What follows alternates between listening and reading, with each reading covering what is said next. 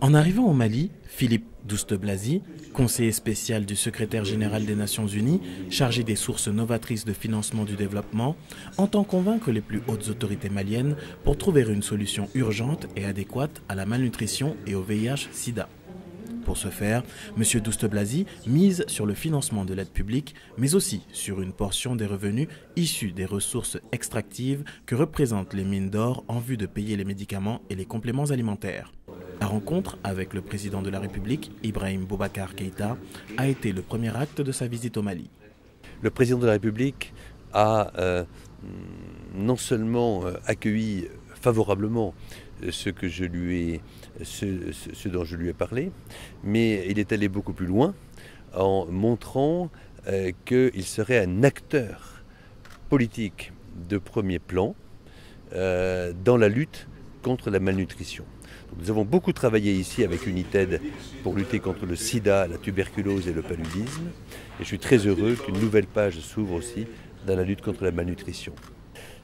J'espère que nous pourrons annoncer cela à la grande conférence sur les financements du développement à Addis Abeba à la mi-juillet. Au Mali, la malnutrition est un problème de santé publique. Elle affecterait 38% des enfants de moins de 5 ans et a des conséquences graves, dont un taux de mortalité infantile élevé ou encore le retard scolaire. Pour constater par lui-même cette réalité, M. Douste-Blazy, accompagné par les autorités sanitaires du Mali, le représentant de l'UNICEF et de l'ONU-SIDA, s'est rendu à l'hôpital Gabriel Touré de Bamako et le centre de santé de référence de la commune 5. Les acteurs de la santé se sont réjouis de cette visite et demandent le renforcement de leurs capacités pour affronter les problèmes auxquels ils sont confrontés. Nous sommes tout à fait réconfortés par cette visite, et vu l'effort que nous fournissons en commune 5 du district Bamako. Nous aurions souhaité qu'au-delà de cette visite, qu'on nous mette à notre disposition des infrastructures et équipements adaptés pour mener à bien les activités pour lesquelles nous sommes là.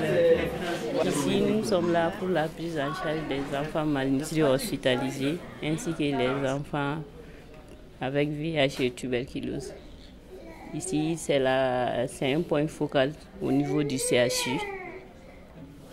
On prend les enfants malnutris aigus sévères avec complications qui sont hospitalisés, ainsi que les enfants malnutris sans complications, on leur donne un rendez-vous hebdomadaire. Et les enfants modérés aussi, qui ont des malnutritions aiguës modérées, dont la prise en charge est faite par les plumpis soupes et la farine.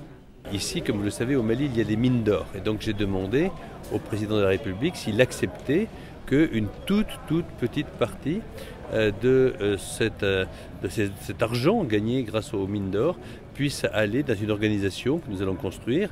Mais cette fois-ci, ce n'est pas contre les maladies infectieuses, c'est contre la malnutrition qui touche des millions d'enfants dans le monde. Et donc il a accepté. Donc je suis très heureux qu'après le Congo, après la Guinée équatoriale, j'espère la Côte d'Ivoire, le Cameroun, l'Angola, le Mali puisse aussi participer à ça. Beaucoup d'espoirs sont mis sur cette méthode de récupération des ressources au service des plus démunis. Elle est basée sur le modèle de solidarité proposé par le financement d'United par les présidents Chirac et Lula du Brésil en 2006 et qui consiste à prélever 1 € sur chaque billet d'avion vendu dans le monde.